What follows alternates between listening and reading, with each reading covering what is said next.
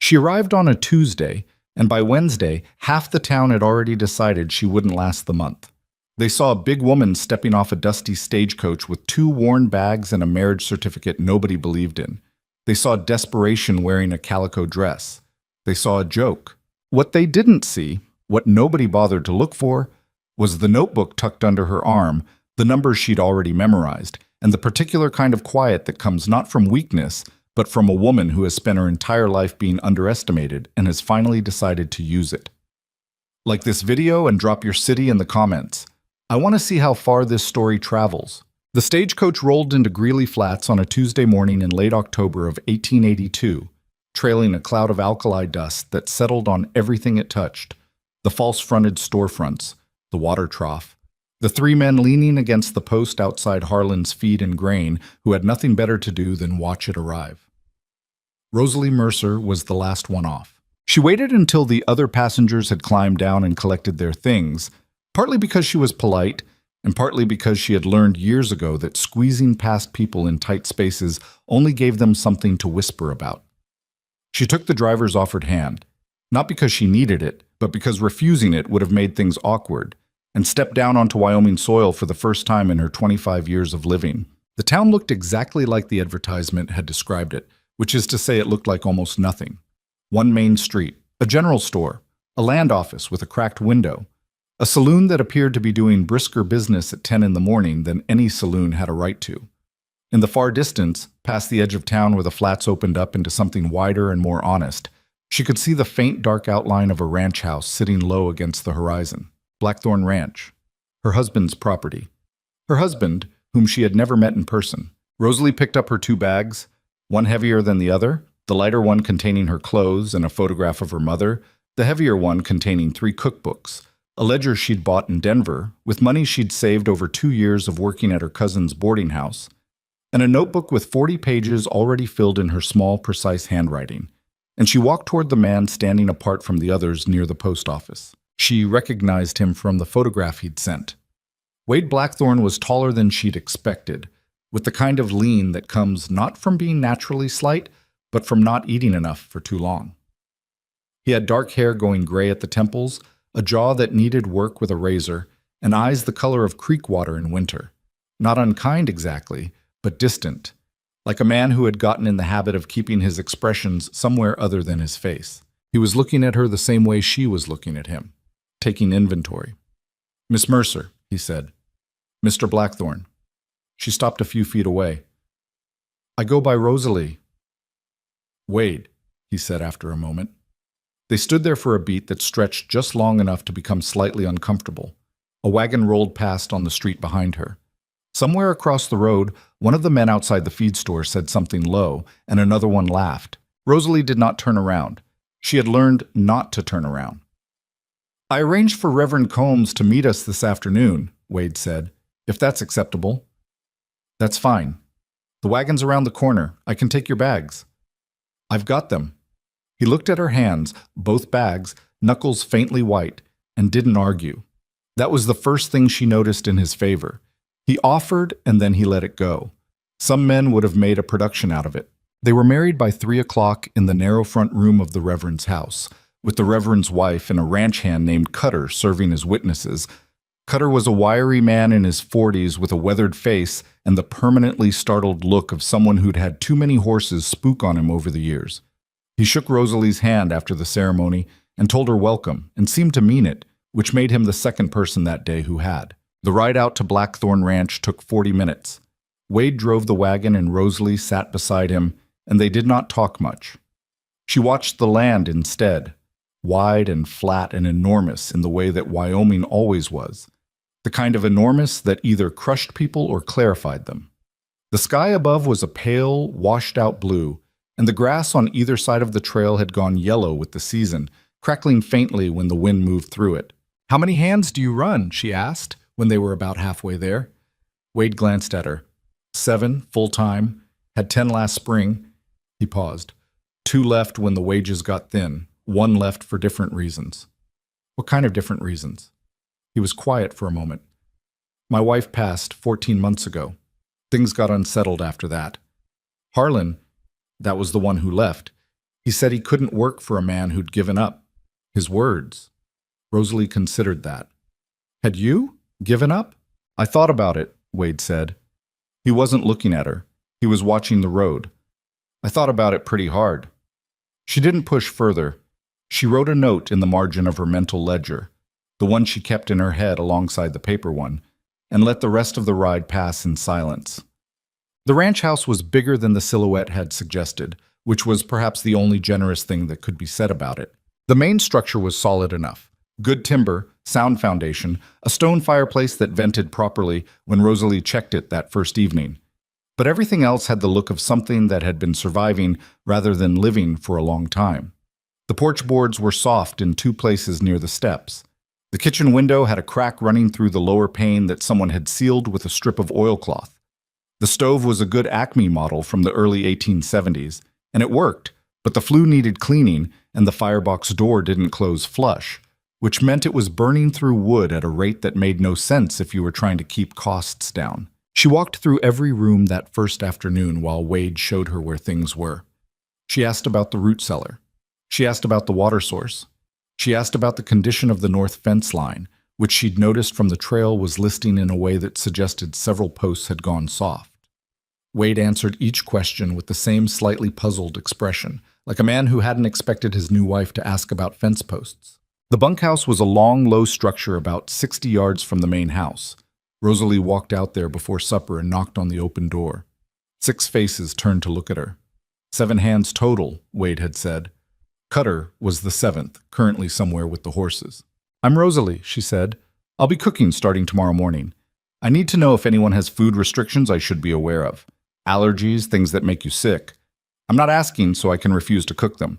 I'm asking so I don't accidentally poison anyone and have to explain that to my husband. A beat of silence. Then one of the younger hands, a broad-shouldered boy who couldn't have been more than 19, said, Cord Winslow can't eat eggs, makes him swell up something terrible. The man presumably named Cord Winslow turned an impressive shade of red. That's private, Eddie. You nearly died last spring. I did not nearly die. You looked like you were dying. I appreciate knowing, Rosalie said. She looked at Cord.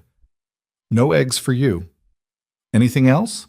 There was something in the directness of it, the lack of drama, the absence of any edge, that seemed to disarm the room slightly. A few more things surfaced. One man named Holt had a bad back and couldn't do the overnight shifts anymore, which wasn't a food issue but which she filed away anyway. An older hand named Grover mentioned that the last cook, a retired trail cook who'd left 2 months back, had a habit of burning the coffee every single morning without fail. How do you take yours? Rosalie asked him. Grover blinked. Hot and not burned. That's not a high bar, she said. I'll see what I can do. A couple of them almost smiled. She went back to the kitchen and took proper inventory. What was in the larder told her almost as much as the ledger she'd asked to see after supper. There were staples, flour, cornmeal, dried beans, salt pork, some canned goods, but they were running low on things that mattered. Lard, good dried fruit, any kind of spice beyond salt and pepper. The coffee tin was not even half full, which explained Grover's particular bitterness on the subject. Wade showed her the ledger after the hands had turned in, sitting across from her at the kitchen table with the lamp between them and the wind starting up outside. The numbers were not good. She didn't say that out loud because saying it out loud would not have added anything useful to the evening, but she sat with the ledger for a long time, turning pages, cross-referencing dates, tracing the slow descent of a ranch that had been doing reasonably well in 1879 and had been losing ground every year since. The cattle numbers were down, some to drought, some to a disease that had cut through the herd in 81, some to a market price collapse that had hit every rancher in the territory. The operating costs had stayed more or less flat, which sounds fine until you realize the income had dropped by roughly a third. You've been running on the cattle revenue and your savings, she said. What's left of the savings, Wade said. He had his hands flat on the table. He was looking at the ledger like it was a thing that had wronged him personally. How much is left of the savings? He told her. Rosalie wrote a figure in her notebook. That covers approximately 4 months of current operating costs, depending on the cattle sale this winter. Depending on the price, which has been going down. Yes, she closed the ledger. All right. He looked at her. All right. It's a problem, she said, but it's a problem I can see, which means it's a problem I can work on. The ones that kill you are the ones you don't see coming. Wade was quiet for a moment. He was looking at her with that winter water expression, and she couldn't quite read it. You study ranch finance back in Missouri? My cousin ran a boarding house in Denver, she said. I managed the books for 3 years. Before that, I kept the accounts for my father's dry goods store until the store closed. She paused. I like numbers. They don't lie to you if you read them right. The store closed, Wade said. What happened? My father died, she said simply. After that, it was just me and my mother, and she was sick, and I was 21, and the store had debts I couldn't cover on my own. She said this without particular inflection, the way you say things that have already finished hurting you. My mother passed 2 years later. After that, I was at my cousin's until I answered the advertisement. Wade absorbed this. I'm sorry, he said. Thank you. She picked up her notebook. The fence line on the north pasture needs attention. I noticed it from the trail. He stared at her. You noticed that from... The posts are leaning. When fence posts lean on the north side in Wyoming coming into winter, they go down fast once the ground freezes and thaws. If cattle push through before spring, you'll lose them on the flats. He stared a moment longer, then he said, I'll get Cutter on it. Tomorrow, if possible. Tomorrow, he agreed. She stood up and carried the lamp to the counter. I'll have breakfast ready at 6. I notice the hands usually start earlier than that based on the wear on the barn doors. 6 should still give them time. 6 is fine. She was almost out of the kitchen when he spoke again. Rosalie, she stopped. I want you to know, he said, that I intend to be fair with you. I know this arrangement is, he paused, choosing the word, unusual. But I mean what I wrote in the letters. I won't make your life here harder than it needs to be. She turned and looked at him in the lamplight. He was being honest with her. She could tell, the way you could tell with some people, something in the flatness of the words, the lack of performance. He wasn't trying to charm her or sell her anything. He was just telling her the truth about his intentions. I know, she said. I can tell that about you. He seemed surprised she said it. Good night, Wade. Good night.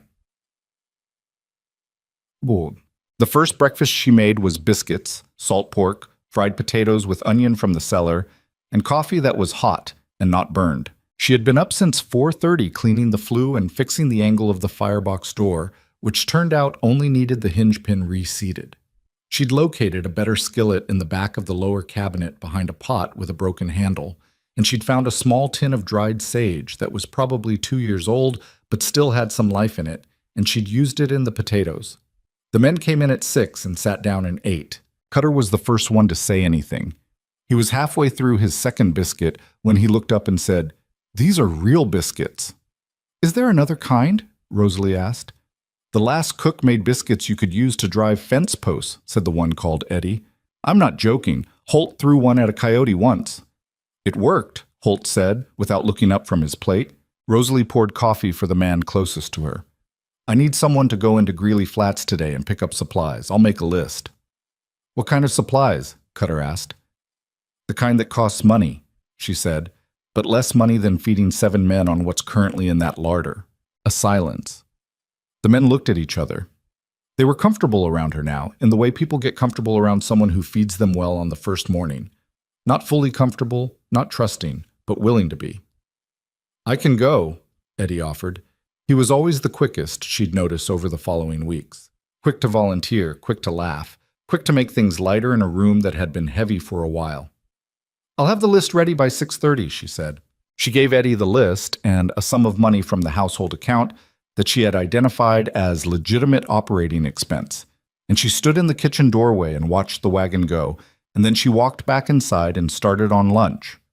She also, in between the bread and the bean pot, sat down at the kitchen table and wrote 4 pages in her notebook. The first page was a revised operating cost estimate for the next 6 months.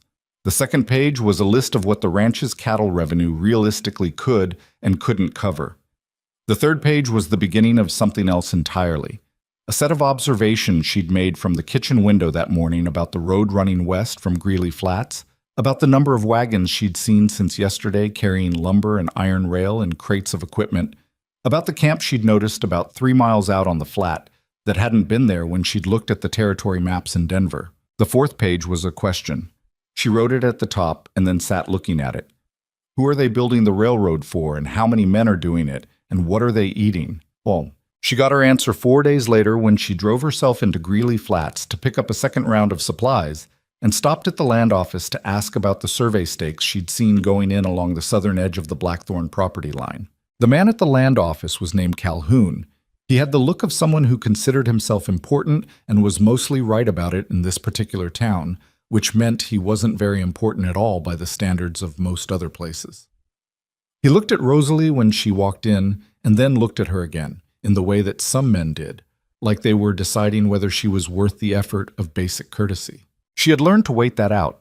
Most of them came around when they realized she wasn't going to make it easy by looking uncomfortable. "Mrs. Blackthorn," he said after she introduced herself, "what can I do for you?"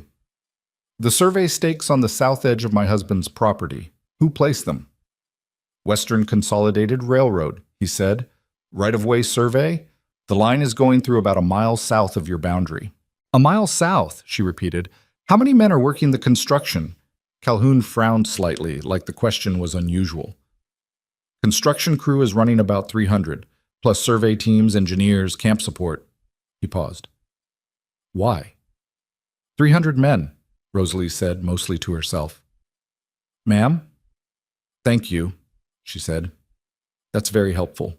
She walked out of the land office and stood on the board sidewalk for a moment in the October wind and thought about 300 men eating 3 meals a day in the middle of the Wyoming flats with no town close enough to matter. And she thought about the Blackthorn kitchen and the range wagon that was currently sitting unused behind the barn, and she thought about the notebook in her bag and the numbers on page 1 that gave them 4 months. Then she walked to the general store and bought what she needed and went home and started cooking. That evening, after supper, she told Wade what she was thinking. He listened. He had a way of listening that she'd already come to appreciate.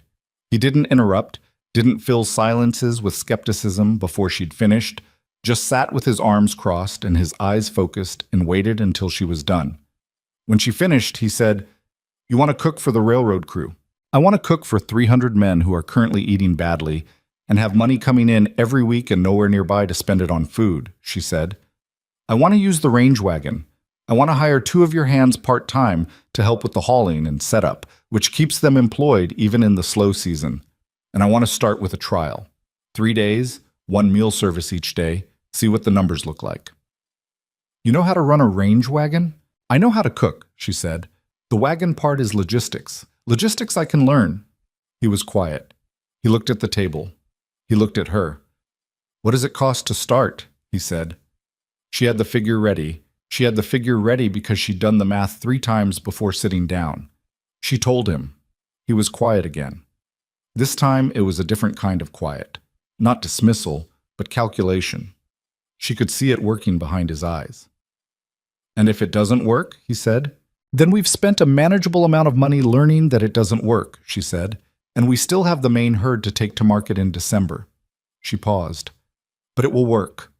I know what men eat on a hard day, and I know what it means to them when someone takes the time to do it right. I've been watching your hands all week. Fed well, they work better. Fed badly, they slow down. It's not complicated. It's just not the kind of thing most people bother to count." Wade looked at her for a long moment. 3 days, he said. 3 days. If it doesn't cover the costs in 3 days, we stop. Agreed. All right, he said. He unfolded his arms. What do you need from me? Rosalie opened her notebook. She spent the next 2 days preparing. She worked out what she could cook in volume on a range wagon. Not the delicate things, not the complicated things, but the things that were honest and filling and required craft without requiring equipment she didn't have. Bean and salt pork stew thickened with cornmeal, pan bread by the dozen, roasted beef when she could get it, salt pork when she couldn't, strong coffee, hot and plentiful, apple dried fruit cobbler on the second evening when she'd figured out how to bake in quantity on a camp setup. Cutter helped her with the wagon. He was the one who knew where everything mechanical was and how it worked, and he taught her the rigging without comment or condescension, which she appreciated. Eddie helped her load supplies. He chattered the whole time, which she also appreciated, because he talked about the ranch and the men and the small history of the place in a way that told her more in 2 hours than she'd have gotten in 2 weeks of careful observation. Place was really something when Mrs. Blackthorne was alive, Eddie said, lifting a sack of flour. The first one, I mean. Clara. She had this kitchen garden out back. You probably saw the frame still out there. Grew things I didn't know you could grow this far north. How long was Wade married to her? 8 years. She died of a fever. Came on fast, gone in a week. Wade, Eddie paused, set down the flour, thought about it. He wasn't the same after. Not mean or anything, just not there. Like the light went out somewhere and he forgot to relight it. Rosalie folded a canvas tarpaulin and said nothing. I think that's why he answered the advertisement, Eddie said. Not looking for love, maybe. Just looking for someone to, I don't know, remind him what the point was. The point of what? All of it, Eddie said simply. He picked up the flour again. The ranch, getting up in the morning, putting in the work. Rosalie tied off the tarpaulin. She thought about her own answer to the advertisement. The cousin's boarding house, the small wages, the feeling of being 25 and stuck inside someone else's life, running numbers for someone else's business, building something that would never be hers. She had answered the advertisement because she'd seen it and thought, there's a ranch that needs work, and I know how to work. And maybe if I'm in the right place, I can finally build something that matters. She hadn't written that in the letter to Wade. She'd written something more measured, but it was the truth underneath. What's it like, Eddie said, coming somewhere you've never been and marrying a man you've never met? Strange, she said, and clarifying. She looked at him. You stop waiting for someone else to decide what your life looks like. You decide it yourself. Eddie thought about this with the solemn concentration of a 19-year-old encountering an idea he didn't have a container for yet. Huh, he said. Hand me that rope. On the morning of the first run, Rosalie was up at 3:30. She loaded the wagon by lantern light with Cutter's help. She had the first pot of beans on the fire before 4, slow-cooked with salt pork and the good dried onion she'd sourced from the general store, building the flavor through the long hours the way her mother had taught her when there wasn't much to work with and making it count anyway. The pan bread she'd do fresh when they got there. The coffee she'd start when the site was in view. Wade came out to the yard while they were finishing the loading. He stood in the early dark with his coat on and his breath showing in the cold air and looked at the wagon. You need anything else? He said. I don't think so. He nodded. He stood there for another moment. Rosalie. He said her name the same way he said most things, careful, precise, like he was making sure it landed right. I want you to know if this works. He stopped. Tried again. What you're doing for this place. What you've already done. It means something. She looked at him in the lamplight. He was not a man who said things he didn't mean. She was fairly certain of that already. It's not just for the place, she said. It's for both of us. He held her gaze. Something shifted in his face. Not dramatically, nothing the kind of man who had been keeping his feelings elsewhere for a long time would show without meaning to. But she saw it. The faint, startled look of someone who'd been handed something they'd given up expecting. Get some sleep, she said. I'll be back by afternoon. She climbed up to the wagon seat and picked up the reins. She had 300 hungry men to feed, and she was ready. The construction camp was not what she'd expected, and she'd expected it to be rough. 300 men was an abstraction until you saw them, until you drove the wagon up the rutted track toward the work site at 7 in the morning and saw the scope of it.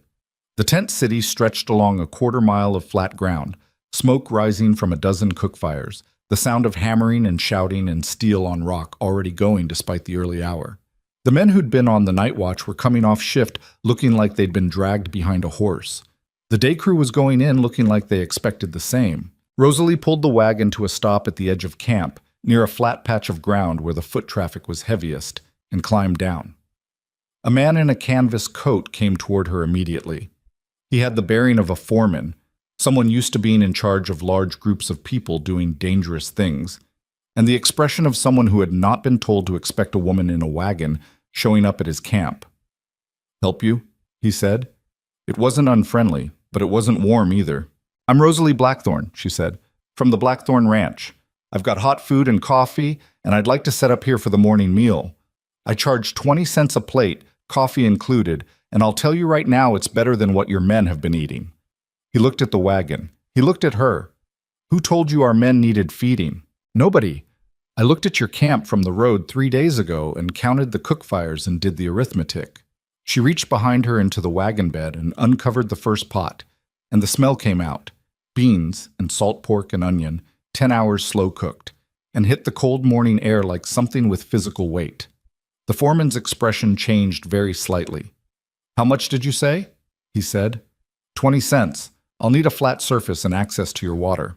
His name was Deke Paulson, and he gave her the flat surface and the water, and he stood back and watched what happened next with the look of a man revising an assessment he'd made too quickly. What happened was, the word spread in about 4 minutes. It spread the way word spreads in places where men are tired and cold and eating badly, fast and sideways, one man telling the next one already moving. By the time Rosalie had the pan bread going on the griddle and the coffee pot over the fire, there was a line of 30 men and growing. She worked fast. She'd practiced the sequence in her head on the drive out. Beans first, bread beside it, coffee last. Keep the line moving. Don't let anything burn. Watch the pot levels. Cutter was handling the money, which she'd decided on the night before because she needed both hands free, and because Cutter had an honest face and the kind of calm that didn't rattle when things got loud and crowded. The first man through the line was a big Swede with hands like shovels, who looked at his plate and then looked at her and said, in heavily accented English, "This is real food." "It's meant to be," she said.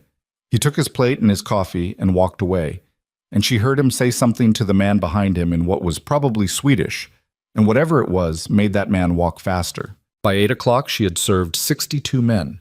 By 9:30, the pot was empty and she was out of bread, and the coffee had been gone for 20 minutes.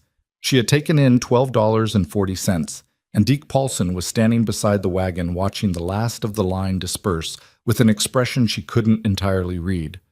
"Same time tomorrow?" he said. "Same time tomorrow," she said, "and I'd appreciate knowing your head count in advance so I don't run short." "I can do that." She was tying down the empty pots when he said, "Mrs. Blackthorne, you said Blackthorne Ranch." "That's right. Wade Blackthorne's place." "My husband's, yes." Paulson chewed on something invisible for a moment. "I knew Wade years back, before the—" He stopped. "He doing all right?" "He's getting there," she said. She climbed up to the wagon seat and picked up the reins, and Cutter fell in beside her on his horse, and they headed back toward the ranch with $12.40 in the cash box and an empty wagon and Rosalie's head already full of tomorrow's numbers. She told Wade the figure when she got home. He was in the yard when she pulled in, fixing a hinge on the barn door, and he looked up and she said, "12.40, before she'd even fully stopped the wagon, and he stood very still for a moment with the hinge in his hand. "In one morning," he said, "in one morning, with 62 customers and running out of product before I ran out of customers, which means tomorrow I scale up." She set the brake and climbed down. "I need to go to Greeley Flats before it closes today and put in a supply order. And we need to talk about the second wagon." "What second wagon?" "The one you have in the back of the south barn that needs a new wheel and hasn't been used since 1880. She'd found it on her second full day on the property. "If I'm running 2 wagons, I can serve the morning and the midday meal. That's twice the revenue." Wade put down the hinge. He had that look again, the revised assessment look, which she was becoming familiar with. "You found that wagon." "I looked." "Of course you did." He rubbed the back of his neck. "The wheel's going to take a week to fix properly. Then we start on it today." He looked at her. There was something in his face that was different from the Winter Creek expression she'd cataloged in those first days, something that was beginning to look cautiously and with obvious effort like hope. "Where did you come from, Rosalie?" "Denver most recently," she said. "Missouri before that." She picked up her notebook from the wagon seat. "Supply order first. I'll make a list." The second and third days of the trial confirmed what the first had suggested, and the numbers confirmed what Rosalie had suspected, which was that she had been thinking too small. Day 2, she served 90 men, having scaled up the supply. Day 3, she served 112, having gotten Paulson's actual head count the evening before and planned accordingly. On day 3, she also ran a midday service for the first time. A simpler offering, cold salt pork sandwiches and hot coffee and dried apple hand pies she'd figured out how to produce in bulk, and added another 64 covers. The 3-day total came to $41.30. Wade sat at the kitchen table and looked at the figure for a long time. "That's more than we made off the summer hay sale," he said. "I know." She had the comparison in her notebook. She'd done it deliberately because sometimes numbers needed context to mean anything. "And it's not the ceiling. If I get the second wagon running and add the midday consistently, I'm looking at $60 to $70 a week. Maybe more once the crew grows.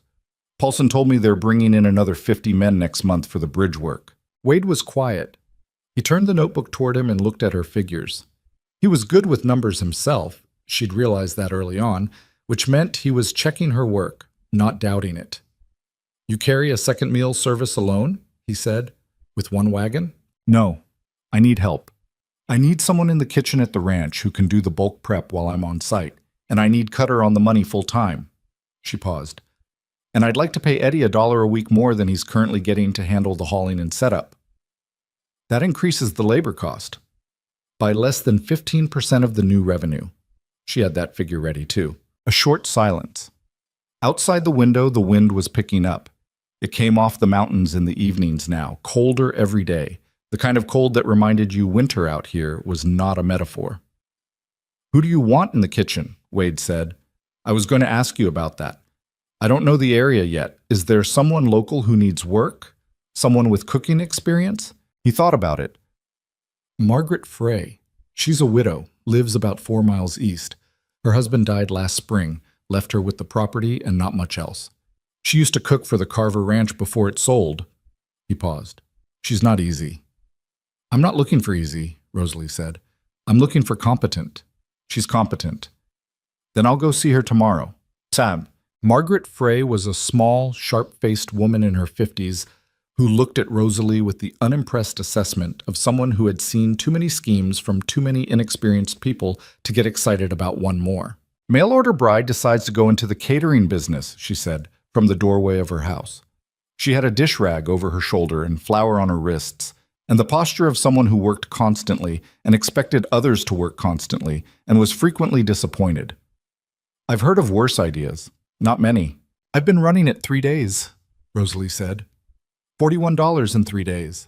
I need a prep cook who can work the ranch kitchen while I'm on site. 6 days a week, 7 in the morning to noon, $1.50 a day." Margaret looked at her. $1.75. Rosalie had expected negotiation. She'd actually budgeted for $1.60.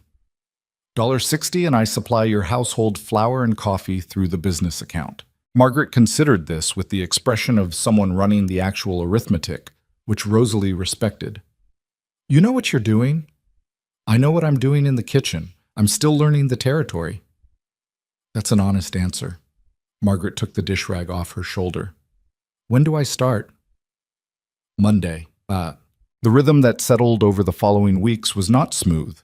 It never was.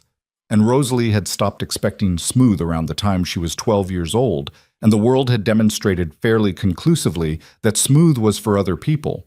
But it was productive, and it had a momentum to it that she recognized and trusted. She was up before 4 every morning.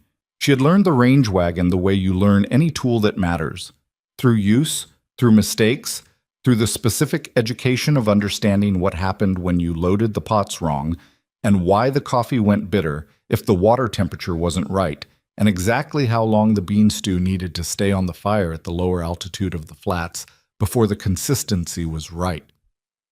By the 3rd week, she was running the morning and midday service with the efficiency of someone who had been doing it for years, which was not accuracy, but was how it felt. Margaret Frey, as predicted, was not easy. She arrived at the ranch kitchen at 10 minutes to 7 every morning and went directly to work without ceremony or conversation, and she had opinions about how the bread should be mixed and the beans should be sorted, and she expressed those opinions with the directness of someone who considered it a waste of time to wrap them in anything softer. "You're oversalting the pork stock," she said on the 2nd morning. "You're compensating for the altitude. You don't need to— The evaporation isn't enough to matter until you're higher up." Rosalie tasted the stock. Margaret was right. "Noted," she said. You don't have to look like I hit you, Margaret said without particular sympathy. I'm not criticizing. I'm telling you how to make it better. I know, Rosalie said. I just don't like being wrong. Margaret almost smiled. It was the closest she got for about 2 weeks. Nobody does, she said, and turned back to the bread dough. They figured each other out slowly, the way two competent people in a shared space usually do. Less through conversation than through the accumulation of small signals. Through noticing who did what without being asked, and who cleaned up as they went, and who didn't fold under pressure when the morning run at the camp was disorganized or the supply delivery came in wrong. Margaret, Rosalie discovered, was deeply reliable. She didn't have warmth in the conventional sense, but she had something better: consistency. You always knew where you stood with her, which was more than you could say for most people. And Margaret, for her part, seemed to be deciding something about Rosalie gradually, privately, in the way that reserved people made their judgments, not announced, just slowly reflected in the small behaviors. She started making 2 extra portions at morning prep without being asked, because she'd figured out that Rosalie often forgot to eat before she left for the camp. She began keeping a secondary notebook of supply levels and flagging shortages before Rosalie caught them herself. She didn't say anything particular about any of this. She just did it. The hands were changing too, not dramatically, not all at once. But there was a difference in the bunkhouse between the first week and the 5th that Rosalie could feel more than she could articulate. They worked harder. She wasn't entirely sure if that was her cooking, or the wages being more reliably on time, or something to do with the general change in atmosphere on the property, or all 3. And they talked differently at meals. Less like men killing time in a place that was running down. More like men who had something going. Holt, who was the oldest, put it plainest.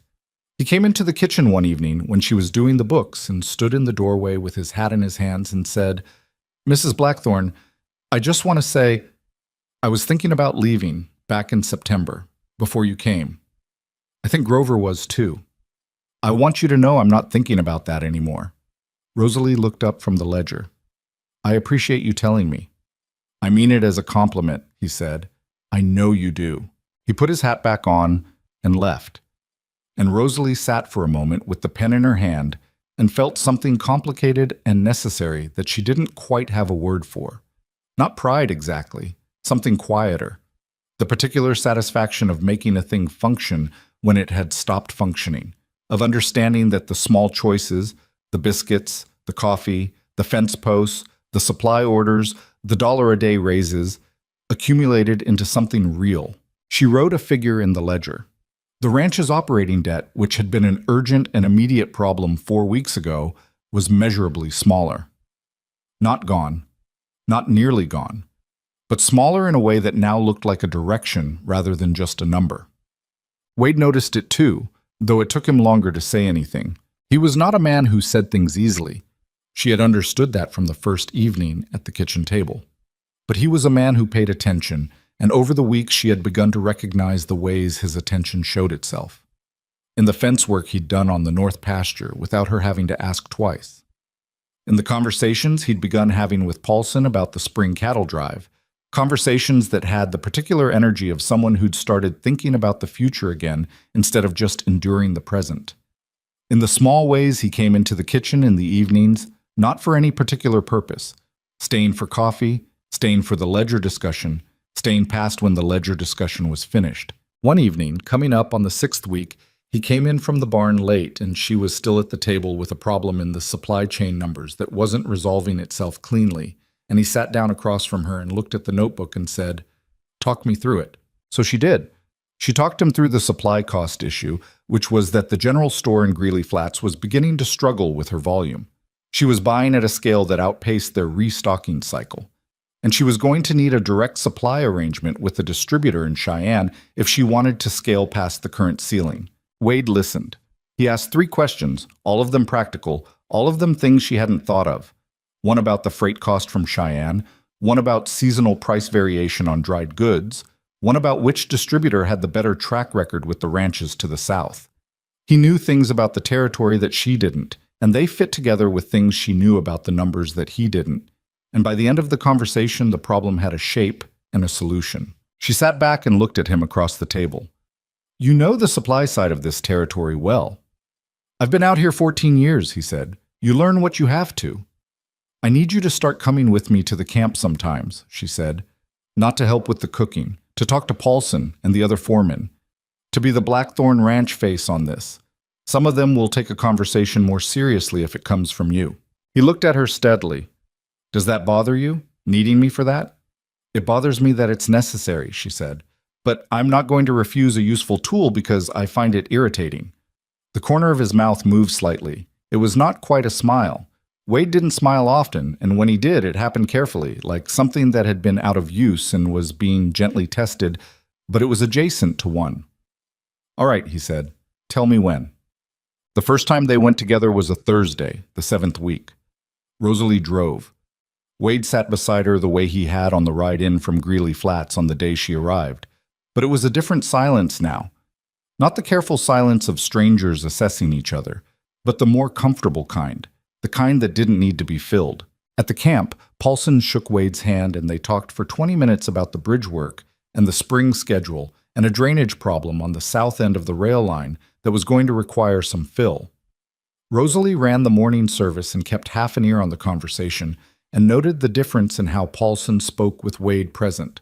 More frank, more detailed, less of the practiced politeness he used with her alone. After the service, when the line had thinned, Paulson came over to the wagon. He looked at Rosalie. He looked at Wade. He said, I'm going to need to bring a man from the company to look at the operation here. A Mr. Hargrove, out of the regional office in Cheyenne. He's coming through next month to inspect the work camps, and he'll want to look at the food service situation. That's fine, Rosalie said. What's his concern? He doesn't have one yet, Paulson said. But he will. Men like Hargrove always have concerns, he paused. He's going to want a contract, something formal. Right now this is informal, which works for me, but not for him. Rosalie looked at Paulson. She had been waiting for this. She'd known since day 3 that the informal arrangement had a ceiling, that at some point someone from Western Consolidated would look at what was happening in their camp and want to formalize it, and that formalizing it with a railroad company meant reading very carefully. When does he come? She said. 4 weeks, Paulson said. Good, she said. That gives me time to prepare. She said it simply, without drama. But Wade, beside her, heard it the way she meant it. Not as reassurance, not as bravado, but as a statement of intent from a woman who had learned, in 6 weeks of 4:30 mornings and running ledgers by lamplight, that the difference between being taken advantage of and not being taken advantage of was almost always a matter of preparation. Paulson nodded and walked away. Wade said quietly, You know what you're getting into with a railroad contract. Not yet, she said. But I will by the time Hargrove gets here. She began clearing the serving table. The camp was breaking up around her, men heading back to the work site, the noise of it resuming, the hammering, the shouting, the steel. And the wagon was half empty, and the cash box was solid, and the morning was almost done. 4 weeks. She started going through what she knew about railroad contracts that evening. Sitting at the kitchen table with the lamp burning and a cup of coffee, Margaret had left on the stove going cold beside her notebook, and she did not stop until she understood what she was looking at well enough to know what questions to ask next. 4 weeks turned out to be 3, because Hargrove came early. Rosalie was at the camp on a Wednesday morning, midway through the second service of the day, when Paulson appeared at the edge of the serving area with a man she didn't recognize, and the particular look on his face of someone who was about to deliver news they'd rather not. The man beside him was well dressed for a construction site. Wool coat, clean boots, the kind of hat that said Cheyenne or Denver rather than Wyoming flat country.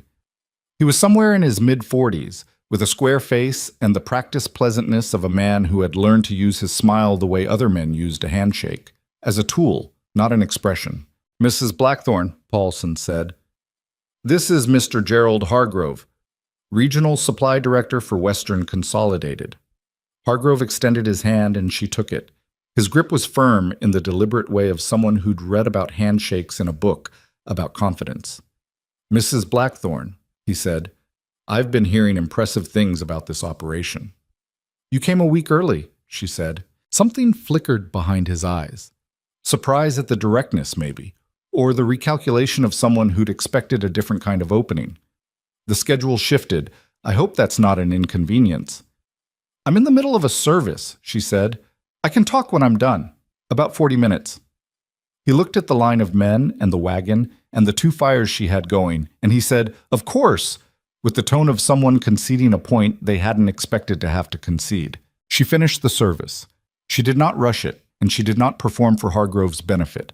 She just worked the way she always worked, efficiently and without waste, watching the pots and the bread and the coffee and the money in the same peripheral awareness that had become second nature over the past 7 weeks. Cutter handled the cash. Eddie moved supplies. The men came through the line, and she fed them, and they left, and she was done in 43 minutes. She washed her hands, dried them on her apron, and walked over to where Hargrove was standing near the edge of camp with Paulson. "Mr. Hargrove," she said, "what would you like to know?" He wanted to know a great many things, and he asked them with the systematic thoroughness of a man who was very good at his job, which Rosalie could respect, even while she was aware that his job and her interests were not automatically aligned. He asked about daily volume, about supply sourcing, about the cost structure, about the arrangement she currently had with Paulson. He took notes in a small leather-bound book. He asked her questions that sounded like curiosity, but were actually assessments.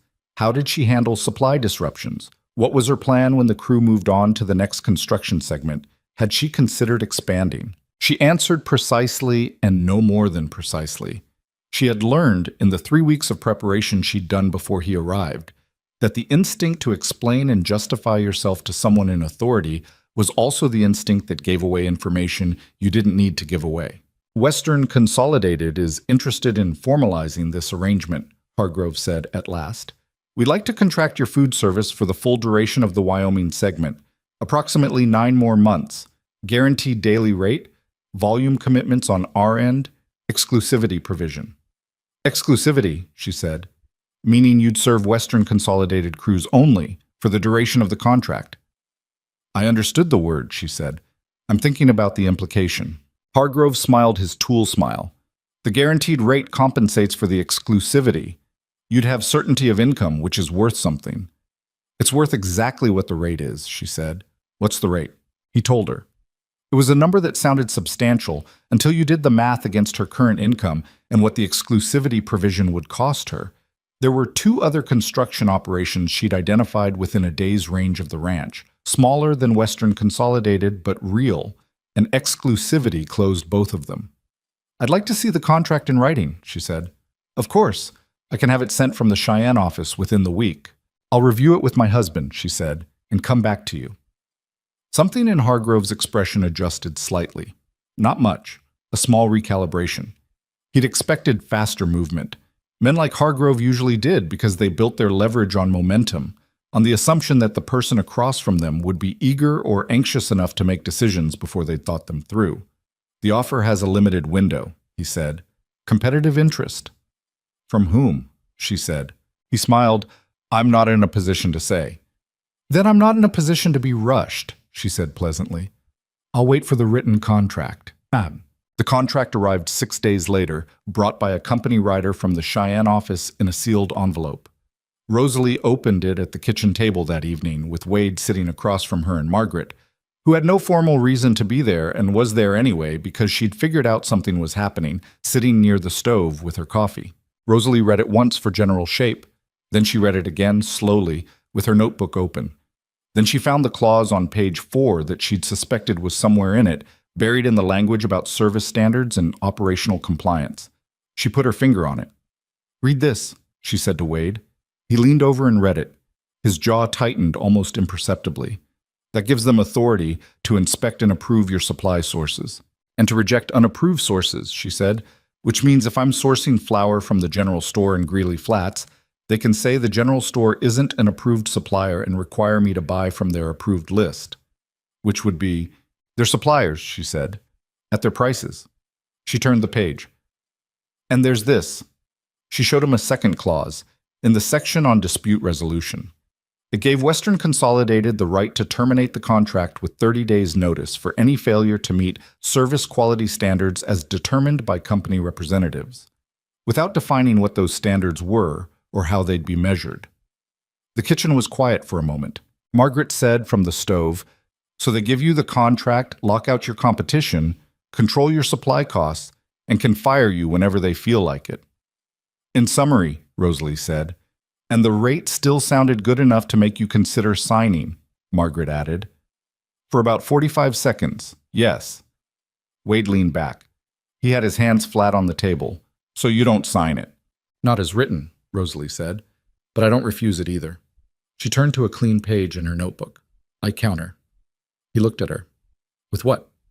With something that works for both of us, she said, or with something that makes them so uncomfortable they show me exactly what they were really after, which is also useful. She wrote for a long time that night, long after Wade had gone to bed and Margaret had gone home, and the ranch was quiet, except for the wind and the distant sound of a coyote working the far pasture. She wrote and crossed out and rewrote. She did not have a lawyer, which was a disadvantage, and she was a woman in 1882, which was a larger one, and she was dealing with a company that had more resources and more experience in this kind of negotiation than she did, which was the largest of all. But she had the numbers. She had 9 weeks of meticulous records. Every transaction, every supply cost, every labor hour, every variable that touched the operation. She knew, with a precision that Hargrove almost certainly didn't expect her to have, exactly what her service was worth to Western Consolidated. She knew the cost of feeding 300 men badly versus feeding them well, and what that difference meant to worker productivity, and she had overheard enough conversations at the camp to know that the foreman knew it too. She had the numbers, and she had the patience to use them right, and she had the specific advantage of someone who had been underestimated enough times to know how to let people keep doing it until the moment it stopped serving her. The sabotage started on a Thursday. She arrived at camp that morning to find that her regular setup spot near the main foot traffic path had been occupied overnight by a storage crate that had no apparent reason to be there. Deke Paulson, when she found him, said he didn't know who'd ordered it moved there. It took 40 minutes to get it shifted. 40 minutes of the morning service window gone. The following Tuesday, her supply delivery was short by 30 pounds of flour. The distributor in Greeley Flats said the order had come through correctly on their end. She couldn't prove otherwise. The Tuesday after that, 2 of the large cooking pots were missing from the wagon when she went to load up at 4 in the morning. She found them behind the south barn, in the dark, having clearly been moved there by someone who had been on the ranch property at night. She loaded them and drove to camp and ran a shortened service and said nothing to anyone except Cutter, who said nothing back but started sleeping in the barn that night and every night after. The 3 incidents, taken separately, could each be explained as accident or coincidence. Rosalie did not believe in coincidence when there was a contract negotiation in progress. She told Wade on the Thursday after the pots. He listened with his arms crossed and his face doing the controlled stillness thing it did when he was actually quite angry. You think it's connected to Hargrove? I think someone wants me rattled before the counterproposal meeting, she said. Rattled people make worse decisions. Have they rattled you? She looked at him. No, but they've told me something. What? That they're worried, she said. If my counterproposal wasn't a threat to them, they wouldn't bother. Wade uncrossed his arms. He stood up and walked to the window and looked out at the yard for a moment. She watched his back, the set of his shoulders, the controlled stillness of someone deciding something. I want Holt and Grover to start rotating a watch at night, he said. 2-hour shifts around the equipment and the barn. That costs us sleep hours, she said. Less than it costs us if they hit the wagon, he said. He turned around. This is my ranch, Rosalie. These are my men. Let me use them. She looked at him. In 7 weeks, she had learned to read him fairly well. The real from the performed, the useful from the reactive. And what she saw in his face right now was not panic or bluster. It was the specific, quiet resolve of a man who had been passive for too long and had found something worth protecting. All right, she said. But don't tell them why yet. Just say it's a precaution. I don't want rumors running to camp before I'm ready. Understood. She met with Hargrove 11 days after receiving the contract in the back room of the Greeley Flats Hotel that served as a meeting room for the occasions when the town needed one. Hargrove had a man with him, younger, a company lawyer by the look of him, with a document case and the careful blankness of someone trained to be present without being visible. Wade sat beside Rosalie.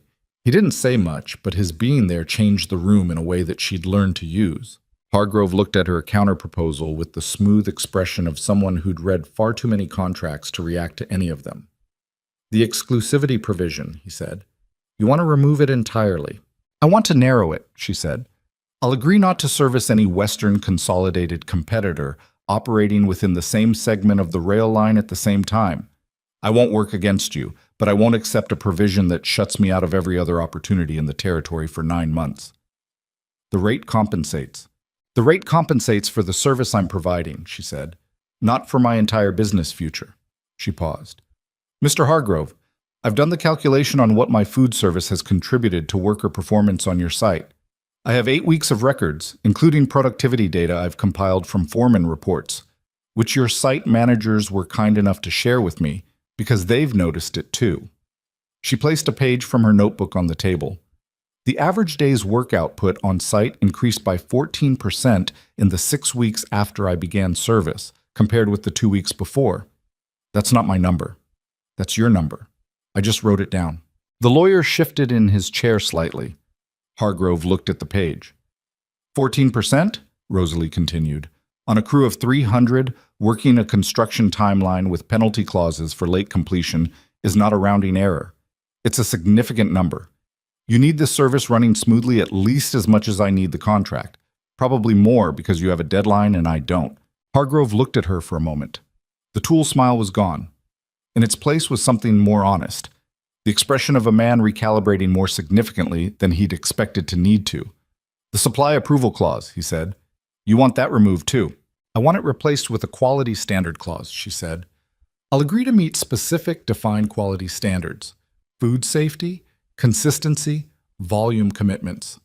What I won't agree to is a clause that lets you control my supply costs by dictating my suppliers.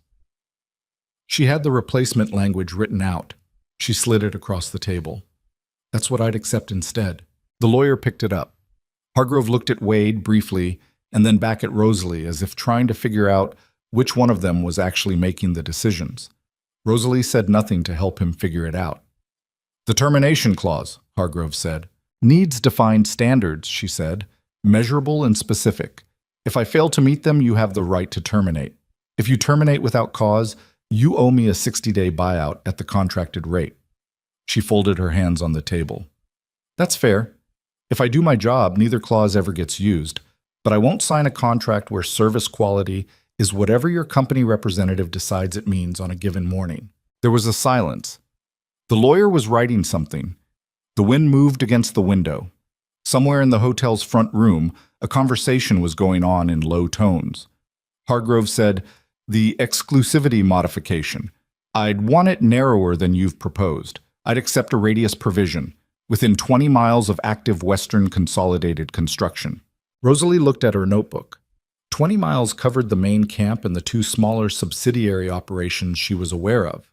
It did not cover the prospecting outfit she'd identified to the northeast that was not affiliated with Western Consolidated and had roughly 80 men on a seasonal contract. 20 miles from active construction, and active means crews of 50 or more, she said. Small survey teams and side operations don't count.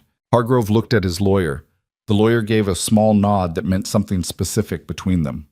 Rosalie watched it and filed it away. We can work with that, Hargrove said. The meeting lasted 2 hours. When it was over, nothing was signed. They both needed time with the revised language, but the shape of an agreement was on the table, and it was a shape that Rosalie could live with. She and Wade walked out of the hotel into the cold November air, and she stood on the sidewalk for a moment and took a long breath of it. You knew about the 14% before today, Wade said. I've been compiling it for 3 weeks, she said. I asked Paulson for the output logs in the 4th week. He gave them to me because I explained what I was looking for, and he was curious whether my theory was right. She paused. It was right. You didn't tell me. She looked at him. I was going to if I needed it more urgently. I didn't want to spend it until I had to. He was looking at her with an expression that had become familiar to her over the past weeks. Not quite surprise exactly, but the continued and apparently genuine discovery of something he hadn't anticipated. Most people would have led with the strongest card. Most people are in a hurry, she said. I've been in a hurry my whole life, and it never got me where I wanted to go.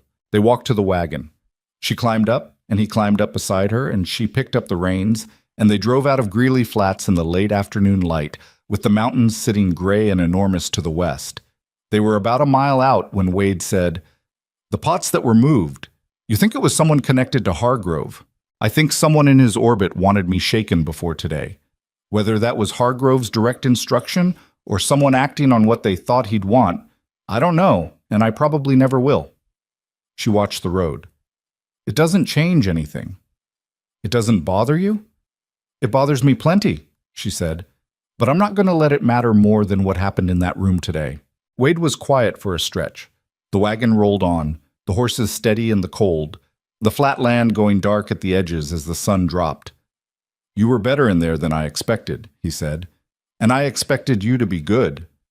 Rosalie looked at the road ahead. The ranch house was a dark shape on the horizon, a lamp already burning in the window. Margaret, who had been asked to keep the kitchen going and who had done so without complaint. "I've been preparing for that conversation my whole life," she said. "I just didn't know it until I got here." She said it without drama, without sentiment, simply, the way she said most true things. But she felt the weight of it, sitting there with the cold coming in off the mountains and the lamp burning ahead of her, and 7 weeks of 4:30 mornings behind her, the accumulated evidence of what a person could build when they stopped waiting for permission. Wade reached over and took the reins from her, not taking over, just sharing the weight of them in his hand alongside hers.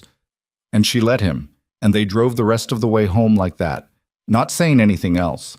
The silence between them, the kind that didn't need filling anymore. The revised contract came back from Cheyenne 10 days later, and it was close enough to what she'd asked for that she read it 3 times looking for the thing she'd missed. There was always something.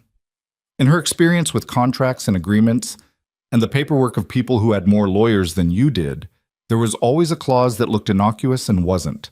A definition that seemed standard until you needed it to mean something specific, and it turned out it meant something else entirely.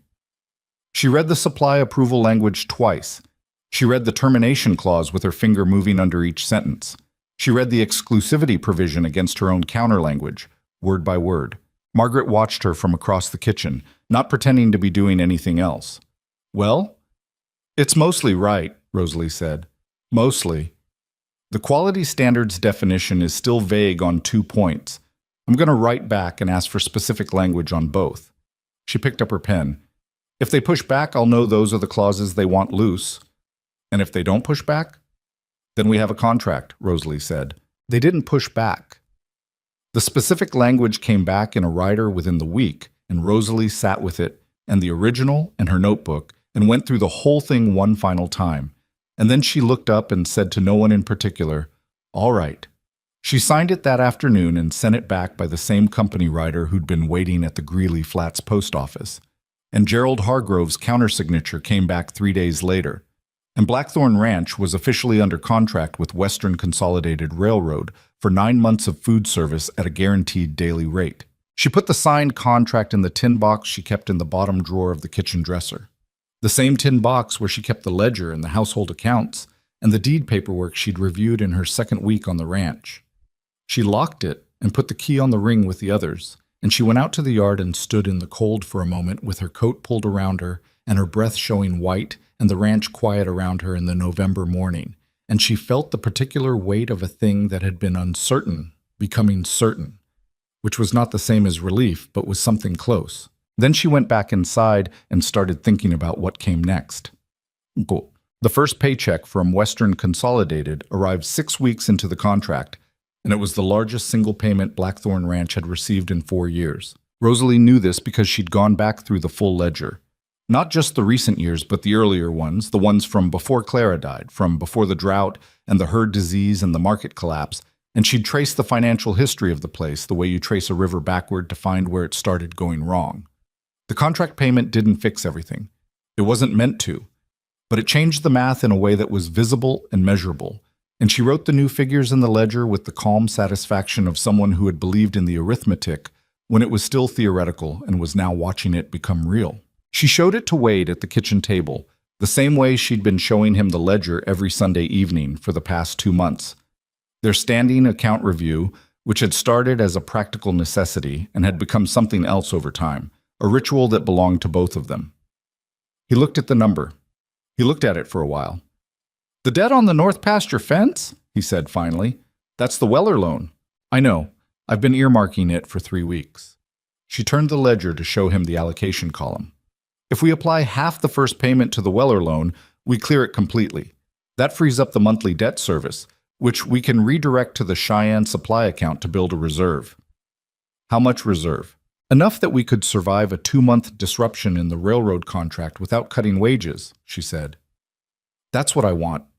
If something goes wrong, weather, a construction delay, anything that interrupts the service schedule, I want the men to still get paid." He was looking at the ledger, but she could tell he was thinking about something else. She waited. "When did you start thinking about the men getting paid as something to plan around?" he said. "First week," she said.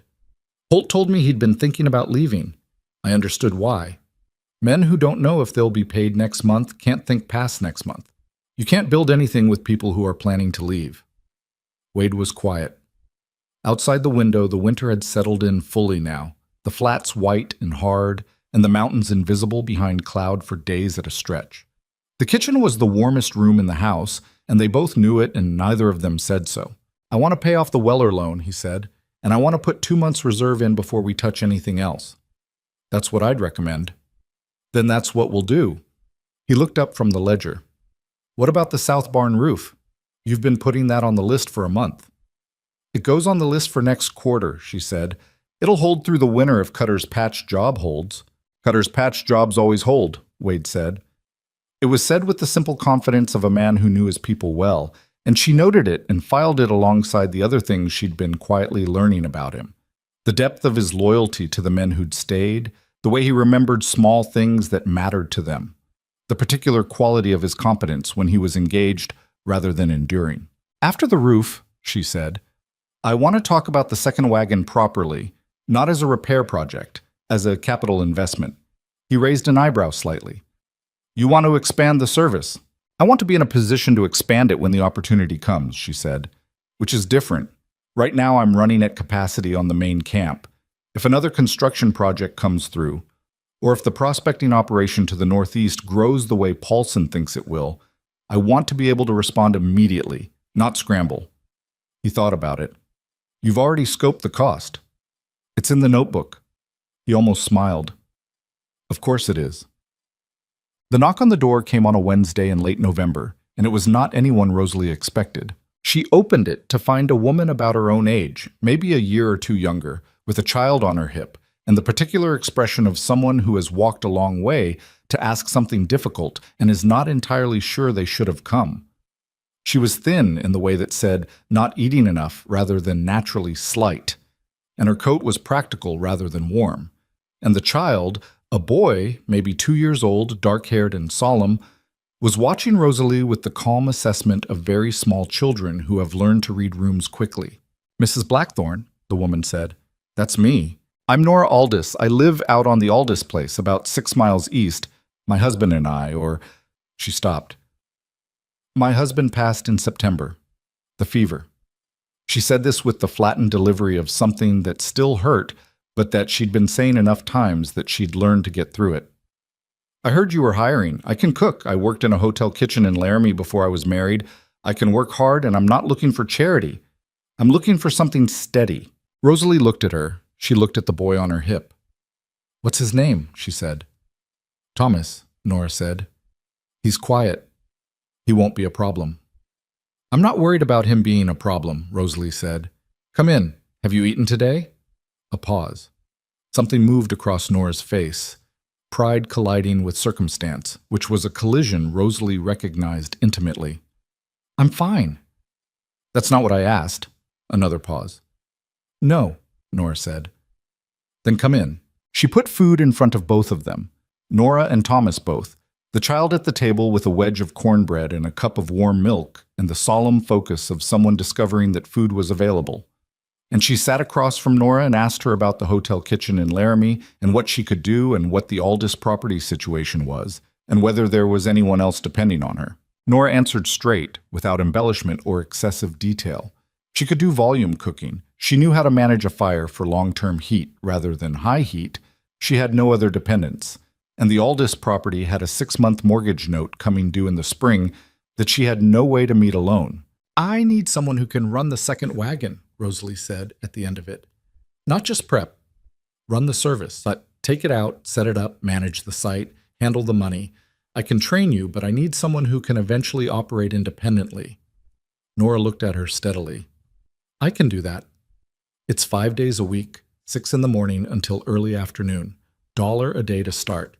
If you can run the wagon solo after 4 weeks of training, $25. "What about Thomas?" Rosalie had thought about this for approximately 30 seconds. "Margaret Frey comes in at 7. She can keep an eye on him during service hours. He can be in the kitchen." Nora held her gaze. Rosalie could see her calculating, not the money specifically, but the whole of it, the question of whether this was real and whether she could trust it, and whether the woman across from her was someone who would follow through or someone offering charity dressed up as employment. "When do I start?" Nora said. "Monday," Rosalie said. "Same as Margaret." Margaret's reaction to Thomas's presence in the kitchen was not warm exactly, but it was not cold either. It was more like the reaction of a woman who had decided she had no objection to a small, quiet child sitting in the corner with a wooden spoon and a pot to hit it against, as long as the child did not interfere with the bread dough. Thomas, for his part, seemed to find Margaret entirely acceptable. He watched her with his solemn dark eyes and occasionally handed her things, a spoon, a dry towel, once an apple he had apparently produced from somewhere, with the dignity of a very small person who wanted to contribute. "He's giving you things," Rosalie observed one morning. "I know," Margaret said, without looking up from the dough. "He likes you." "Children have poor judgment," Margaret said, but she had, the previous afternoon, made a separate small portion of the apple cobbler and put it in a bowl on the low shelf where Thomas could reach it, without saying anything about it to anyone. Rosalie said nothing either. Some things were better left unexamined. Nora learned fast. This was the thing that Rosalie noticed in the first 3 days and confirmed in the first 2 weeks. Nora had the quality that was harder to teach than any technique, which was the instinct to observe what was actually happening rather than what she expected to happen. She watched Rosalie run the service with the specific attention of someone cataloging the reasons behind each decision, not just the decisions themselves. She asked questions that were precise and practical and never the same question twice. She made mistakes in the first week, the normal mistakes of someone learning a new physical rhythm, and she absorbed the corrections without defensiveness and without excessive self-reproach. By the end of the 3rd week, she was running the midday service at the main camp while Rosalie focused on the morning.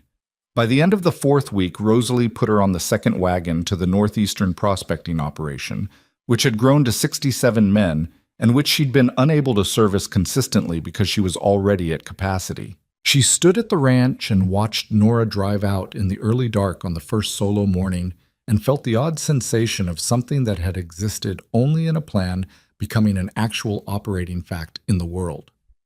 Wade found her standing there. He'd been up already. He was almost always up before her now, something that had shifted gradually over the past 2 months. The man who'd been sleeping past necessity when she arrived now, often in the yard or the barn before 4. And he came to stand beside her in the cold. They watched the wagon lantern disappear into the dark. "Second wagon's running," he said. "Second wagon's running," she agreed. He was quiet for a moment, then he said, "I want to tell you something." She looked at him. He was looking at where the lantern had been, his breath showing white in the cold. "After Clara died," he said, "I ran this place on a kind of momentum. You know when you're doing something but you're not really deciding to do it? You're just continuing because stopping feels harder than going." He paused. "I wasn't present here. Not really. The men knew it. The ranch knew it, if a ranch can know anything." He turned and looked at her. "You came and you started making decisions that were real, and something in me that had been asleep started paying attention again. Not right away. It took a while. But I want you to know it happened." Rosalie looked at him in the early dark. She thought about what Eddie had told her that second morning, carrying flour. He just wasn't there, like the light went out and he forgot to relight it. And she thought about the Sunday evenings at the kitchen table, and the way he'd started coming to the camp with her, and the hinge he'd fixed on the barn door on the first day without being asked, and the moment in the wagon on the way home from the contract meeting when he'd taken the reins alongside her hands. "I know," she said. "I've been watching it happen." He looked at her directly. "Is that strange? Being watched like that?" "I don't know. I've been watched my whole life," she said. "People watching to see when I'd fail or leave or prove them right about something." She turned back to the dark where the wagon had gone. "You watch differently. You watch to see what's actually there." He didn't say anything for a moment. The cold settled around them, and the stars over the flats were very bright in the way they got in winter.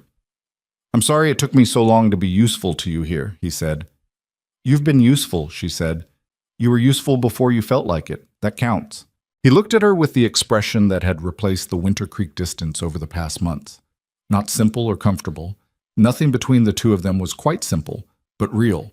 The expression of a man who was genuinely present in his own life again and still sometimes surprised by it. "What's in the notebook for December?" he said. "A lot," she said. "Come in, and I'll show you."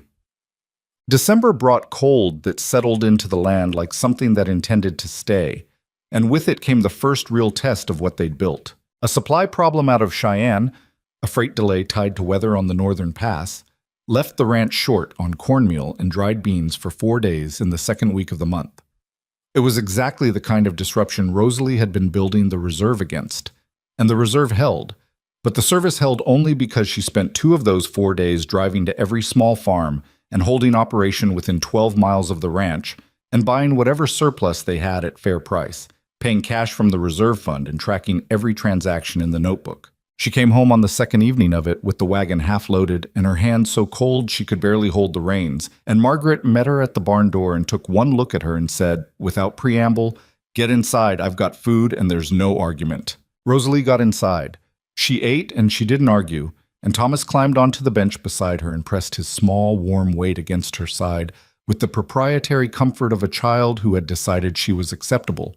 And she sat there for a moment in the kitchen with the lamp burning and Margaret moving around the stove and the cold outside doing its worst, and she felt the particular solidity of something that had withstood pressure. The service ran all 4 days. It ran short on variety, and it ran on improvisation, and it ran on Nora and Margaret picking up the gaps without being asked. But it ran. The Western Consolidated Site foreman noticed the disruption and said nothing official about it because the quality standards clause was specific, and they'd met every benchmark on it, and by the 5th day the Cheyenne freight was moving again, and the supply was restored. Paulson, when she saw him next, said only, "That was handled well." "Thank you," she said. "I'm not just being polite," he said. Hargrove's office asked me for a performance report. I wrote what I observed." He paused. "That includes the 4-day disruption and how it was managed." She looked at him. "What did you write?" "That you sourced locally, maintained service continuity, and resolved the issue inside the contracted quality window." He shrugged. "It's what happened." She nodded. "I appreciate that." "Don't thank me," he said. "I wrote what was true. You gave me something true to write." On the last Sunday evening of December, Rosalie and Wade sat at the kitchen table with the ledger open between them and did the end-of-year accounting. The numbers took 2 hours to work through properly. She insisted on doing it right. Every line, every carry forward, every allocation. And Wade sat with her for all of it, the way he'd been sitting with her for all of it for months now. He caught 2 addition errors that she'd made from tiredness, which was fair because she'd caught 3 of his in November. When they were done, she closed the ledger and set her pen down. The ranch's operating debt, which had been 4 months from a crisis when she arrived in October, was now less than a third of what it had been. The Weller loan was paid. There was a reserve. All 7 men, 8 now, with a new hand Wade had brought on in November when the workload justified it, were paid current. Margaret and Nora were paid current. The south barn roof was scheduled for repair in February. Wade looked at the closed ledger. He looked at his hands on the table. He looked at her. "We're not out of it yet," she said, because she believed in saying true things. "The debt is smaller, but it's still there. The railroad contract runs 9 months. After that, we negotiate or we pivot. The cattle revenue is still down from what it was. There are things that can still go wrong." "I know," he said. "But we're building something that holds," she said. "I didn't know if it would when I started. I thought it would. But thinking and knowing are different. He was looking at her the way he had been since that morning in the yard watching the second wagon go, steady and direct, and with the full presence of a man who was not somewhere else in his own head anymore. "It holds because of what you built," he said. She shook her head slightly. "It holds because you gave me a place to build it, and because the men stayed, and because Margaret shows up at 10 to 7 every morning and doesn't need to be told anything twice, and because Nora drives that second wagon in the dark without complaint." She paused. "It's not one thing. It's never one thing." He reached across his table and put his hand over hers on the closed ledger. Not dramatically, not with any particular announcement, just a hand, warm and certain, the way a man puts a hand on something he means to hold on to. She turned her hand over and held it back. Outside the window, the Wyoming winter pressed against the glass, cold and enormous and entirely indifferent, the way the land out here always was, the way it would continue to be long after all of them were gone. But inside the kitchen, the lamp was burning, and the ledger was closed on a year that had come from almost nothing and become something real. And Rosalie Blackthorne sat at the table she had worked at every evening for 3 months and felt, for the first time in longer than she could clearly remember, that she was exactly where she was supposed to be. The new year came in cold and stayed that way. January in Wyoming was not a season so much as an argument, the land making its position clear about who belonged there and who was still on trial. The flats went white and stayed white, and the wind came off the mountains at angles that found every gap in every wall, and the mornings were the kind of dark that felt less like the absence of light and more like a specific active presence. Rosalie was up before 4 anyway. She had stopped noticing the cold in the way you stop noticing anything that becomes a constant condition of your life. She lit the lamp and started the stove and worked through the morning prep with the same methodical focus she brought to every morning. And somewhere in the middle of it, she would hear Wade's boots on the floor above her and then on the stairs. And he would come into the kitchen and pour himself coffee without asking and sit at the table with the previous day's notes. And the day would begin the way their days had been beginning for months now. Not with ceremony or romance or anything that looked the way she'd once imagined a marriage might look, but with the particular intimacy of 2 people who had built a working life together and found that they preferred each other's company to the alternative. It was not a perfect life. She had not come here looking for a perfect life, and she was constitutionally suspicious of anything that presented itself as one. There were mornings when she was so tired the numbers in the ledger blurred, and she had to put the pen down and press her palms against her eyes and just sit for a minute. There were days at the camp when everything went sideways at once. A supply problem and an equipment failure and a crew foreman who was in a bad mood and took it out on whoever was convenient. And she came home carrying a specific grinding frustration that didn't have anywhere clean to go. There were conversations between her and Wade that turned into arguments over small things that were actually about larger things, the way arguments in close quarters always were. And they were both too stubborn and too honest to let those go easily. And sometimes the kitchen had a silence in it at the end of the evening that was different from the comfortable kind. But the work was real, the numbers were real, the ranch was real, and it was becoming more real every month in the sense that mattered. It was becoming something sustainable, something with a future you could actually see rather than just hope for. By February, the remaining debt had been reduced by another third. By March, when the ground thawed and the cattle could be properly worked and the spring drive organized, Rosalie was running 3 service routes: the main Western Consolidated Camp, the Northeastern Prospecting Operation with Nora on the second wagon, and a new arrangement she'd struck with a small mining survey team that had come through the territory in late January, 40 men who needed 2 meals a day for 6 weeks and were willing to pay for it. Wade handled the cattle side. He'd always been good at it. She'd understood that early, that his problem had never been incompetence but absence. The specific kind of failure that comes from not caring whether something survives. He cared now.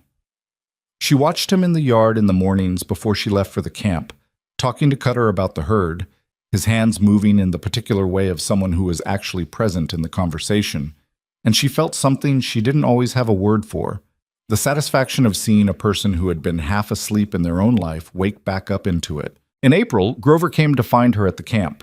He came on horseback, which told her it wasn't a casual errand, and he had the look of someone who'd ridden fast and had news he hadn't sorted out yet into good or bad.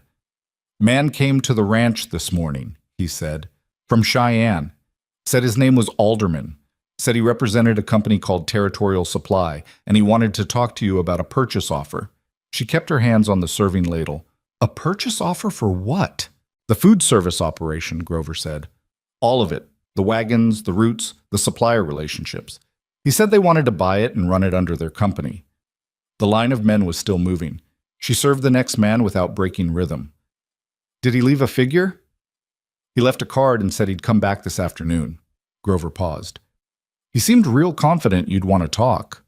Did he? She said. She finished the morning service and drove back to the ranch and found the card on the kitchen table where Grover had left it. Territorial Supply Company, Cheyenne, Wyoming. A name, R.J. Alderman, Regional Acquisitions, and an address.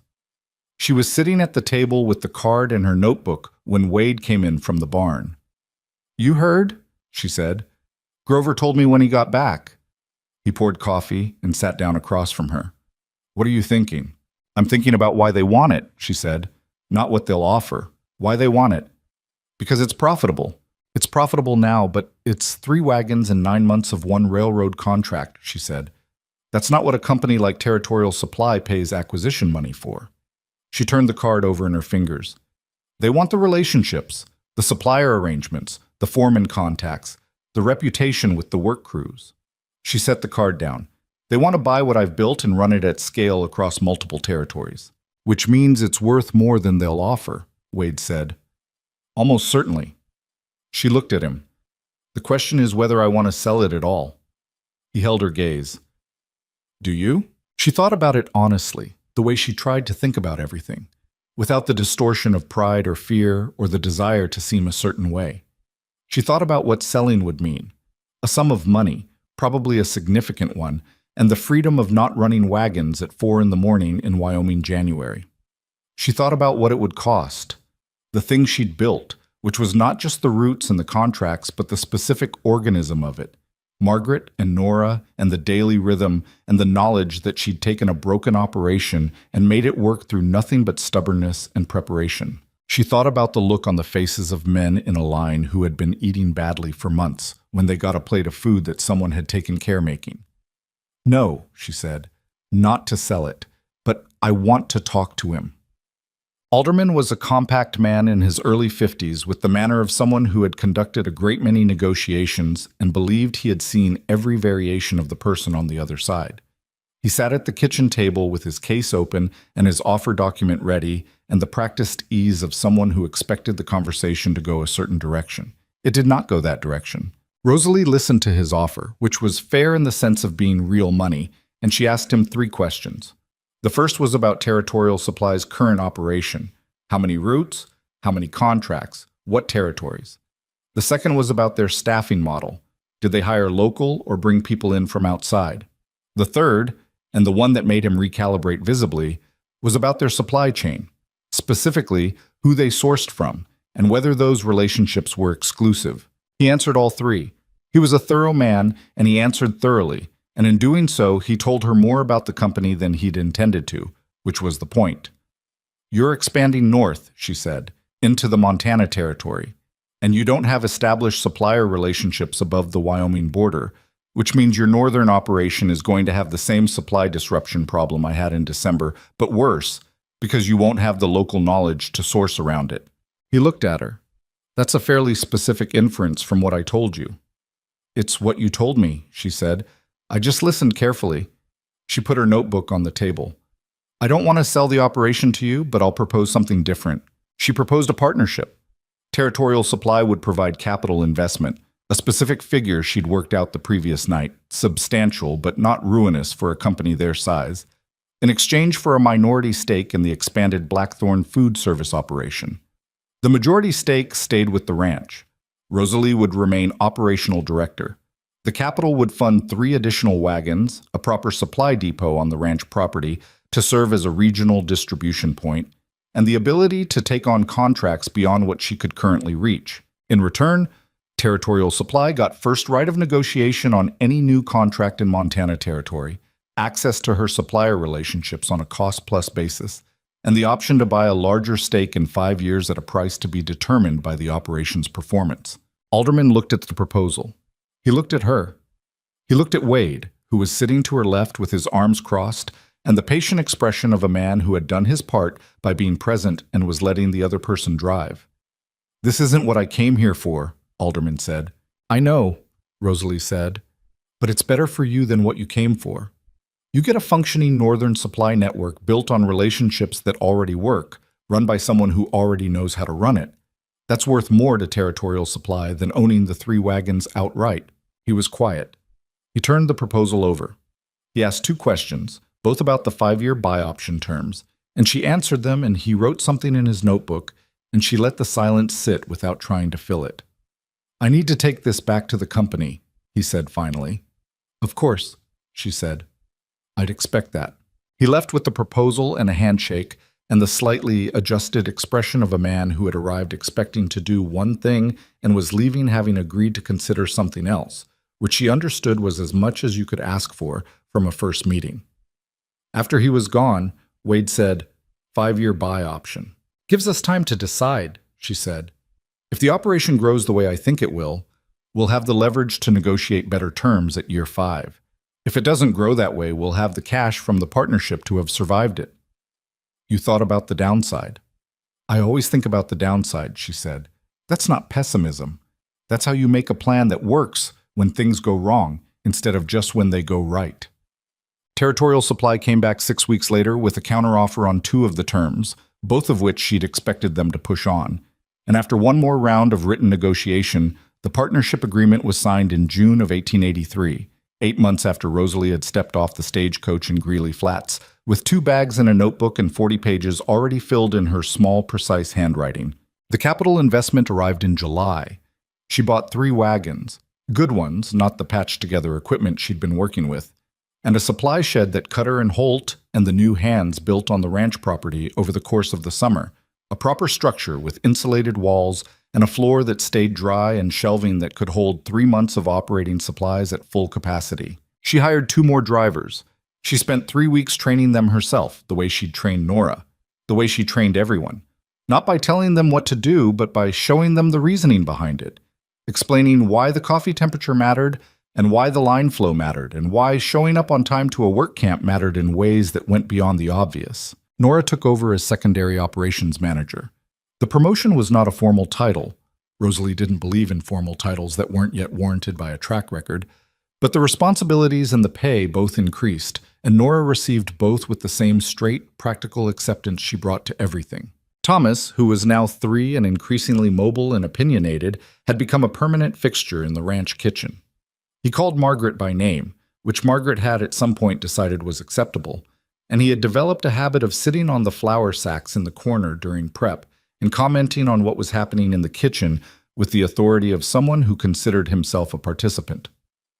"Too much salt," he said one morning, watching Margaret at the stove. "You can't even smell salt," Margaret said. "I can." "You can't." "Too much," Thomas said with complete confidence. Margaret tasted the stock. She added nothing to it and said nothing to anyone, but Rosalie, who had been watching from the doorway, saw her reduce the salt on the next batch and file away that she'd been noticed doing it. "He's going to be insufferable when he's older," Margaret told Rosalie later. "He's already insufferable," Rosalie said. "Yes," Margaret said, "but he's usually right, which is the worst kind." The dining hall came in September. It had been Nora's idea, originally, not the final version of it, but the seed of it. She'd mentioned one evening, almost offhand, that the men on the prospecting operation had started asking if there was somewhere they could eat indoors when the weather got bad, a fixed location rather than the wagon. She'd said it as an observation, not a proposal. Rosalie had written it in the notebook. She'd thought about it for 6 weeks before she brought it to Wade. She'd looked at the building at the edge of Greeley Flats that had been a grain storage facility and had sat empty since the business that owned it closed 2 years back. She'd spoken to the owner, a man named Sherrick, who was glad to sell it for less than it was worth because it had been costing him property tax for 2 years with no return. She'd worked through the renovation costs and the staffing model and the menu structure and the likely customer base, not just work crews, but the growing population of families in the territory who had nowhere to eat a decent meal between the ranch houses that wouldn't feed strangers and the saloon that technically served food but shouldn't have. She brought it to Wade on a Sunday evening in August, the same way she'd been bringing proposals to him for 10 months. Ledger open, notebook beside it, nothing dramatized. He listened. He asked his usual questions, all of them practical. He pointed out a cost she'd underestimated. The water supply arrangement for a commercial kitchen in town would require negotiation with the town water board, which she'd accounted for but had been optimistic about. She revised the figure. "It's a bigger step than the wagons," he said. "Significantly," she said. "It's a fixed location, fixed costs that don't move with the business if the business moves. That's a real risk." But Greeley Flats is growing," she said. "The railroad brought construction workers, and the construction workers brought families, and the families are staying because the land is cheap and there's work. A year ago, this town was barely standing. Now there are 40 new people and more coming." She paused. "Someone is going to open a dining hall here.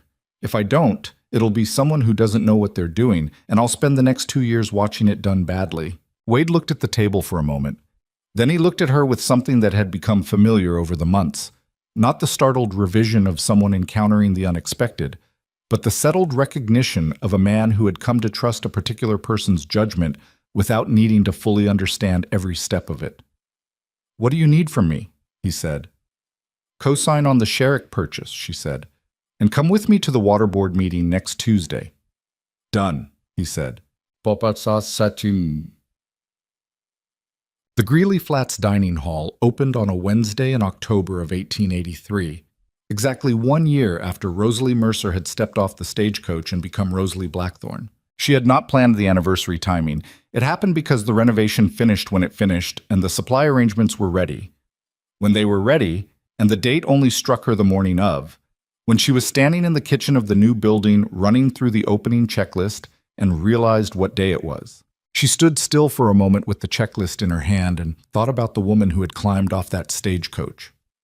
She thought about the 2 bags, the lighter one with the clothes and her mother's photograph, the heavier one with the cookbooks and the ledger and the 40 pages of notes. She thought about the 3 men outside Harlan's feed and grain watching her and whispering, and Calhoun at the land office looking at her like she was a question he hadn't decided was worth answering, and the bunkhouse full of men who'd been eating burned biscuits for months, and had the particular flatness of people who had stopped expecting anything different. She thought about what she'd known that first week, and what she hadn't known, and how much of what she'd built had depended on the things she hadn't known. The fact that she hadn't known Hargrove would come early, which had forced her to prepare faster, hadn't known about Nora until Nora showed up at the door, which had given her the second wagon capacity she'd needed, hadn't known the Sherrick building would come available when it did. She thought about how many of the specific facts of the last year had been things she hadn't planned for, and how the plan had mattered less than the posture. The willingness to move when movement was called for, to hold when holding was called for, to know the difference between the two. You couldn't plan a life. You could prepare for one. The preparation was what let you use the things you hadn't planned for instead of being destroyed by them. She put the checklist down and went to unlock the front door. The dining hall filled by noon. Not to capacity. Capacity was 60 covers, and she'd planned for 40 on the opening day and got 38, which was realistic. But the room had the sound of people in it, the particular noise of conversation over plates of food in a warm space, and that sound was something she stood and listened to for a moment from the kitchen doorway before going back to work. Wade came in at 1 o'clock. He sat at the counter rather than a table, which she'd noticed was his preference in rooms where he didn't know many people. He liked a wall at his back, something she'd filed away long ago as one of the small, true things about him.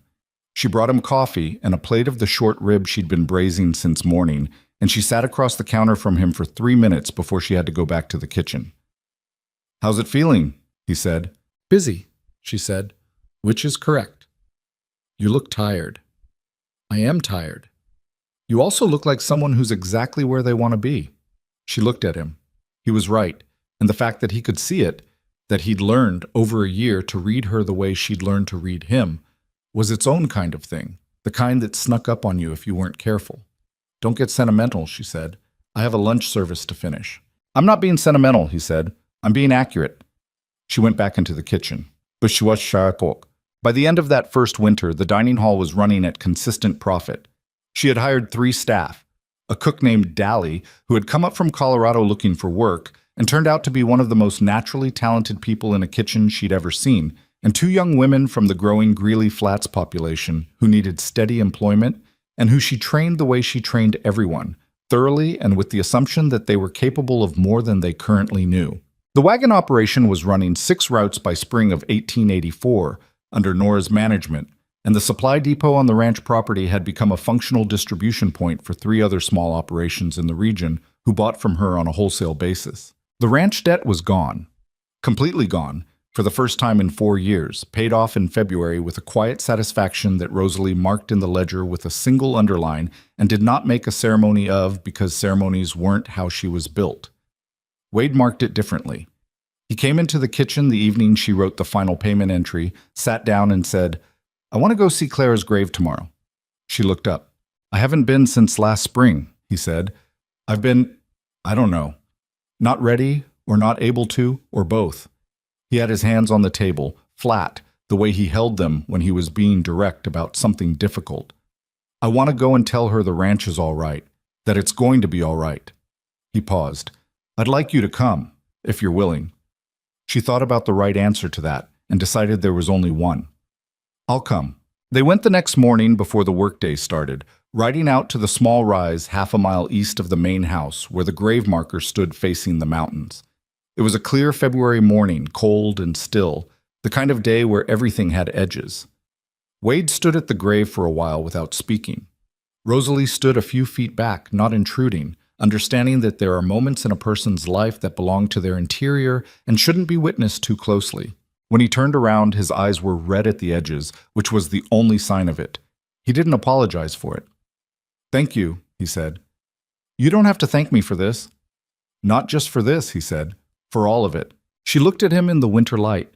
This man who had been, when she first saw him, a person in the process of disappearing from his own life, running a ranch on inertia and grief, unable to find the reason to want things, who had sat across from her at the kitchen table on the first night and told her the financial situation with the flat honesty of someone who had stopped trying to manage how things looked, who had listened, really listened, from the beginning, and who had grown more present and more himself with every month that passed, so that the man standing in front of her now was recognizably the same man and also entirely different, the way a place is recognizably the same place after someone has spent a year caring for it.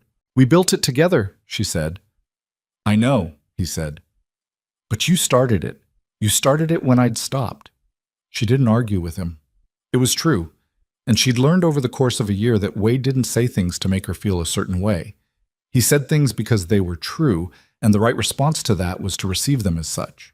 They rode back to the ranch in the clear morning, and the day started, and the work continued, and the ordinary urgent life of the place reasserted itself around them the way it always did. There is something that people say about success, that it looks, from the outside, like a series of good decisions made by people who knew what they were doing, clean and logical, each step following from the last in a way that seems, in retrospect, almost inevitable.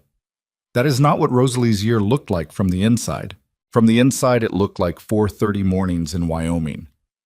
January cold, and a negotiation she'd nearly lost her nerve in, and a supply shortage she'd solved by driving to 8 farms in 2 days, and arguments with Wade about money that were really about fear, and a second wagon that almost lost a wheel on the northeastern route and cost them a week of service, and Nora crying in the supply shed one Tuesday because the mortgage note on the Aldis property had come due and the payment was $100 short of what she'd saved. Rosalie had covered the $100 from the operating reserve and charged Nora nothing for it, and she had not told anyone except Wade, and she had told Wade because she told him most things by then.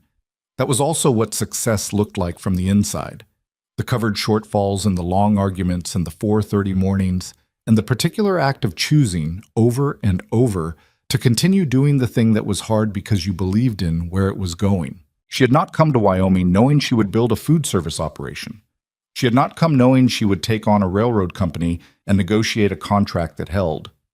She had not known about Nora or Margaret or Thomas or Dally or the Sherrick building or the moment standing at the grave on a February morning, watching a man she'd married as a practical arrangement become something real to her in the way that very few things in her life had been real. She had come knowing how to work, and knowing how to read numbers, and knowing that she was more capable than the people around her had usually bothered to find out. She had come with the very specific advantage of someone who had spent so long being underestimated that she had stopped needing anyone else's estimate at all. That was the thing. That was the thing she would have told the woman on the stagecoach if she could have. The woman with the 2 bags and the notebook and the 40 pages of careful, hopeful planning in her small, precise handwriting, looking out at a town that had already decided she was temporary. The people who write you off, they are not seeing you. They are seeing the story they already know. The one where a woman like you, in a place like this, does not matter and does not last. They have told that story so many times it feels like fact to them. It is not a fact. It is a failure of imagination, and you are not obligated to live inside someone else's failure of imagination. You are only obligated to know what you can do. The rest will follow, or it won't. But you will have built something true, and true things last in a way that assumptions never do. On a morning in late spring of 1884, Rosalie stood in the kitchen of the Greeley Flats dining hall before it opened and looked out the window at the street. The town had changed. There were new buildings along the main street, a proper general store that had expanded, a small school that was being finished at the eastern end, a land office that had moved into a larger space because there was more land business to transact. There were people on the street at this hour, which had not been true a year and a half ago. Families, workers, people who had come because the territory was developing and had stayed because it had started to feel like somewhere. She thought about what it had been when she arrived. She thought about the 3 men outside Harlan's who had watched her step off the stagecoach and laughed at something. She didn't think about them with anger. She thought about them with something closer to gratitude, the complicated kind, for the underestimation that had let her move without scrutiny, for the low expectations that had given her room to build before anyone thought to stop her, for the very specific gift of being invisible to people who thought they already knew what they were looking at. Wade came in through the back. He'd ridden in from the ranch, which he did 2 or 3 mornings a week now, not to help with the service, but because the dining hall was part of their life, and he was present in his life these days. He poured coffee. He stood beside her at the window. "New building on 4th, he said. "Hardware store," she said. "Svensson's boy is opening it. He came to ask me about the supply depot rates last week." "You give him a good rate?" "I gave him a fair rate," she said, "which is better than good. Good rates make people feel lucky. Fair rates make people feel respected." Wade drank his coffee. Outside, the street was moving now, the town doing its morning business in the pale spring light. "I have a proposal for you," she said. He raised an eyebrow. "The Cheyenne operation," she said, "Territorial Supply's partner in the north, they've been struggling with the supply chain the way I predicted. Alderman wrote to me last week. He wants to know if I'd consider taking a direct consulting role for the Northern Territory, advising on the setup." She paused. "It's not a purchase offer. It's an advisory contract. 2 trips to Cheyenne, 6 weeks of written consulting, a fee that's worth the time. You want to do it," he said. It wasn't a question. "I want to think about it with you," she said. He looked at her steadily. After a year and a half, he had become fluent in her, in the difference between her asking for his input and her asking for his agreement, between the proposal she'd already decided on and the one she was genuinely unsure about. This was a genuine one. He could tell. "What's the downside?" he said. "Time away from here," she said. 6 weeks is a long time to be less present on the operation." "Nora can hold it." "I know she can," she said. "That's not the question." He waited. "The question is whether I want to keep growing or whether I want to consolidate what we have," she said. "And I don't know the answer to that yet." He thought about it with his coffee in his hand and the street moving outside and the kitchen behind them getting ready to start its day. "I think you already know," he said. She looked at him. "You're not someone who consolidates," he said. "You rest and then you move. I've watched you for 18 months. That's how you're built." He set his coffee down. "The question isn't whether to grow. It's whether you can grow in a way that doesn't cost you everything else." She held that for a moment. It was true, and it was more self-aware than she'd given him credit for on her behalf, which was itself a reminder of something, that the people who saw you clearly were worth more than all the plans in all the notebooks in the world. "I think I can," she said. "Then I think you should take the consulting work," he said. And I think when you come back from Cheyenne, you're going to have 3 more ideas that I'm going to hear about at the kitchen table on a Sunday evening. Probably 4, she said. Probably 4, he agreed. She turned away from the window. The kitchen was ready. The dining hall was about to open. Outside, Greeley Flats was going about its morning, this town that had been barely standing when she arrived, and was now, incrementally and imperfectly and in 100 small ways that added up, becoming something. She unlocked the front door. The first customer of the morning was already waiting on the step. An older man she recognized, one of the original residents, who had been coming in every morning for 6 months and always sat at the same table near the window and ordered the same thing and tipped generously and said very little. He walked in and sat down at his table. Rosalie brought him his coffee before he asked for it. That was the whole of it, really. That was what she'd understood from the beginning, and had spent 18 months proving true at a scale she hadn't fully imagined when she walked off that stagecoach with 2 bags and a notebook, and the very specific, very stubborn conviction that she knew how to do something that mattered. You learn what people need, you show up before they have to ask. You do it well enough, consistently enough, that the people who told you that you wouldn't last are eventually standing in your dining hall, eating your food, and paying your prices, and have long since forgotten that they ever thought otherwise. And you don't remind them. You don't need to. You just open the door, and you start the day, and you keep building.